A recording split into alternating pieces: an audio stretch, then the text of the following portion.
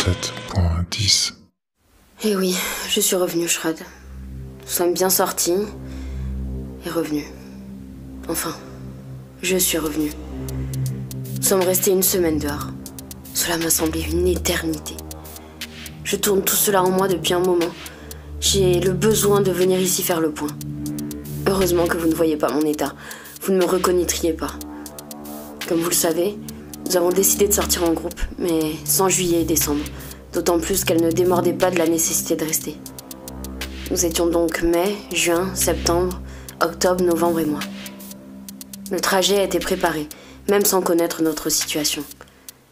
Nous partirions vers le nord, en misant sur le constat qu'il faisait froid pour un mois d'août et que plus nous irions au nord, moins les températures seraient propices aux civilisations survivantes. On voyagerait essentiellement de nuit, en se repérant avec les étoiles. Nous avions anticipé 3 aspects pour maximiser notre réussite. L'aspect médical, logistique et psychologique. Nous devions nous assurer systématiquement d'être en bonne santé, avec des traitements préventifs s'il le fallait, et en veillant à maintenir une trousse de secours avec les médicaments et le matériel de base en cas de blessure. Nous avions appris par cœur les symptômes du virus et les gestes d'urgence à faire en cas de contamination. Pour l'aspect logistique, nous emportions des vêtements adaptés au potentiel climat, de la nourriture et de l'eau. Si possible, quelques clopes sur le trajet seraient bienvenus. Il nous faudrait rapidement des moyens de communication entre nous, de localisation et des documents d'identité, même faux. À propos de l'aspect psychologique, nous étions prêts à affronter le changement. Ou du moins, nous le croyons. Quand nous sommes enfin sortis, de nuit, le froid s'est rappelé à nous tel le vent de la liberté. Je me souviens m'être dit que la liberté avait des côtés merdiques. Aucun d'entre nous n'a reconnu les lieux. Un immense terrain désertique avec seulement une route en terre. À l'aube, nos visages étaient lumineux, si bien que le paysage devait ses rayonnements autant au soleil qu'à notre joie. Dès le 3e jour de marche, nous avons vu un camp improvisé. Nous sommes restés en observation. Mais il était abandonné depuis plus de 3 mois au regard d'un calendrier retrouvé. C'était le camp temporaire d'un groupe en quête de ce qu'il nommait la forêt de fer. C'est assez complexe à comprendre, car il semblait avoir été visité plusieurs fois pour des trajets contraires. Nous n'avons pas tardé à comprendre. Un peu plus loin, dans un second camp plus rudimentaire, nous avons trouvé la dépouille de Mars parmi de nombreux corps jetés dans une fosse. C'était évident. La forêt de fer, le lieu tellement recherché, qui aurait survécu? C'était le dôme. Nous connaissions les réfugiés, dans un sens comme dans l'autre. Octobre fut dévasté de voir ainsi le visage sans vie de Mars. Novembre tenta en vain de la soutenir, mais la psychologie a ses limites. Mai et septembre ont construit rapidement un meuble qui ferait office de mémoire. Nos comportements sur le trajet ont radicalement changé. L'espoir s'était enfui. L'un des hommes devait être quelqu'un d'important. Il avait une tante à son nom. Mai pensa qu'il s'agissait d'une sorte d'ingénieur gouvernemental. Malgré ses bonnes intentions et son jeune âge, il est mort dans une expédition pour sauver les survivants de ce camp. Est-ce lui qui les avait guidés vers nous? Nous n'avions pas le moyen de savoir. Et puis, qu'est-ce que cela changeait? Un signal clignotait en continu sous les tentes. Le signal que quelque chose arrivait. Mais quoi? Les touchés? Les membres de ce camp ne l'étaient donc pas à l'origine? Le virus s'était contracté à leur venue dans notre dôme. Ou bien le multivac? C'est à ce moment que juillet et décembre nous ont rejoints en nous suppliant de quitter les lieux. Janvier poursuit les explications. Continuez simplement. Décidément, tout humain aime mieux donner des ordres qu'en recevoir. Tout est parti en vrille. Était-ce les touchés qui nous ont attaqués? Ou bien eux qui nous ont défendus? Ce qui est certain, c'est qu'aucune IA n'était dans le coup du fait de l'absence d'informatique.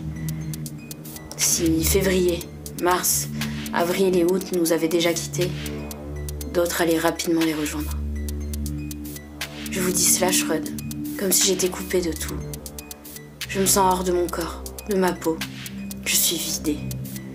J'ai l'étrange impression que rien n'est réel. Est-ce encore le protocole? Était-ce des acteurs et à la prochaine sortie, je vais les revoir, vivants, radieux, me félicitant et revoyant avec moi nos aventures? Putain, Shrud. Si seulement la vie pouvait être infinie. Octobre et novembre étaient ensemble. Elles ont été surprises, comme nous. Ce sont les coups de feu dans leur direction qui nous ont alertés de la présence de plusieurs groupes d'humains. Alors que juillet et décembre nous ont cachés, septembre n'a pu se retenir de partir en direction d'octobre. Il voulait voir. Il ne pouvait pas se résoudre à l'absurdité de la situation. La vérité était trop forte pour lui. Ces groupes ne semblaient pas croire dans l'illusion d'une zone tranquille de survivants. Ils ne paraissaient pas agressifs entre eux, plutôt attentionnés même. Nous avons pu les voir prendre soin des leurs, des blessés, des enfants, et même de quelques animaux. Alors que nous fuyions vers le dôme, lors d'une nuit sur le retour, nous avons entendu des cris d'une voix connue. Juin n'avait pas pu se retenir d'aller observer les comportements de ce groupe d'humains. La curiosité était, pour Juin, une amie malheureuse. Elle a laissé un objet symbolique dans mon sac, un souvenir, un vieux collier avec la photo de son père. C'est vrai qu'il était jeune. Savait-elle qu'elle risquait de ne pas revenir? Je n'avais encore jamais vu Mai dans une telle rage. Avec Avril, Juin était la plus gentille d'entre nous, depuis le départ. Quant à Mai, je savais qu'elle craignait les humains plus que tout, la banalité de leur agressivité. Elle ne voulait pas sortir. Et désormais, elle ne voyait plus l'intérêt de rentrer. Elle nous a dit qu'elle nous rejoignait, mais qu'elle attendait la nuit prochaine, et la fuite du camp pour rendre ses hommages à Juin. Elle ne voulait pas laisser son corps ainsi.